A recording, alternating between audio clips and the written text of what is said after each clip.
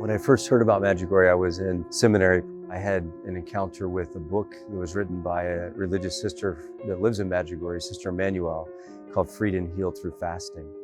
And so that was the beginning of diving into a little bit of reading about it. One of my buddies in seminary at the time had been by his mailbox, and somebody had sent it to him, but I didn't know that. So he came into my room after lunch and he handed it to me and he says, "Hey, this is a great book, you ought to read it." I thought, oh, I'll pick it up, and I picked it up and I was enthralled, so I read the whole thing that night.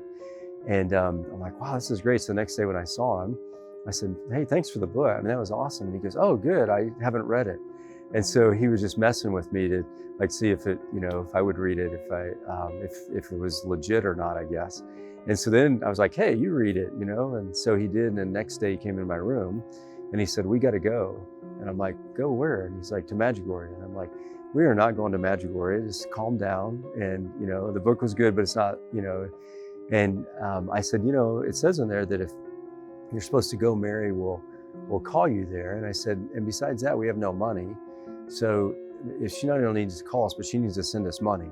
The funding that came was just solely, we didn't ask for it, but like a check for the Knights of Columbus saying, "Hey, use this in any formation that you might want to," or from the Sierra Club, sponsors of seminarians. And so both of us received gifts kind of randomly in the next week. And within about a month, we were traveling there.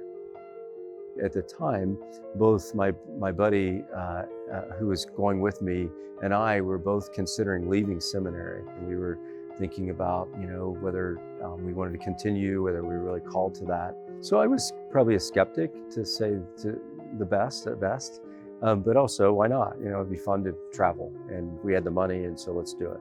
As we arrived in Medjugorje, the first couple days were a little, jagged for me. I felt a little bit uncomfortable being there. I saw some who seemed to be really ingrained in the faith and very faithful local people, especially in adoration. But I also maybe saw some people or experienced some people that they made me uncomfortable, a little bit over the top with, what they believed or what they thought was happening there with apparitions and so forth. So I felt a little polarized in those first few days. And then I had an encounter, which was very beautiful. I kind of just in prayer said, I'm here, I should enter into the experience of being with God, inviting our Blessed Mother's intercession into that. We were actually staying in a location that was across a pasture or a field from the church. And we would cross it each day to get to the church. And so there was a shepherd, and we kind of encountered the shepherd, and we didn't speak, we weren't able to communicate because he spoke no English and I spoke no Croatian. But he just kind of walked up and placed a lamb in my arms. And I just had this beautiful sense of Christ, the Good Shepherd, and just what that means in the call to priesthood. And it was a very calming moment. It was an affirming moment that God was there, and that I just needed to enter more fully into the experience. And so I did.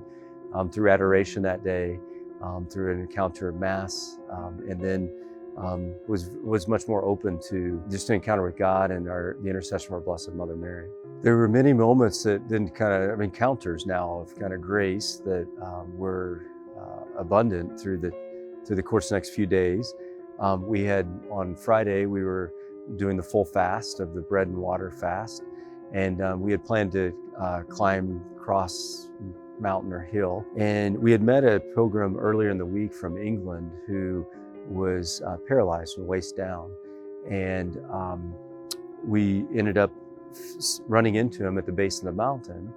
And he asked us if we would carry him, if we carry him up the mountain. In my humanness, I'm thinking this isn't going to be possible, but how do you say no? And so we said, "Francis, sure, we'll do our best." And they had these stretchers there for those who were paralyzed to be able to sit on. And so we recruited 2 other guys. It took 4 people to carry him. We started taking him up the mountain. And what was very powerful about that is that we were praying the Stations of the Cross as we went up, and they came very alive, I think, to all of us. And first there was 4 of us, 5 with Francis.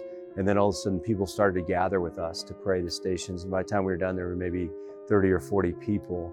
I think very moved by his presence, his vulnerability to trust us in this rocky climb, but also just the prayer that was happening. So it was one of those mountaintop experiences, if you will, that I'll never forget.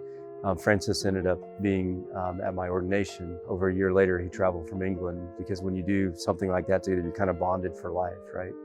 The big impact on my vocation really came the final morning we were there. And I was still grappling with, maybe it's time for me to leave seminary. And so I went out very early before our trip began to come back home, went to Apparition Hill.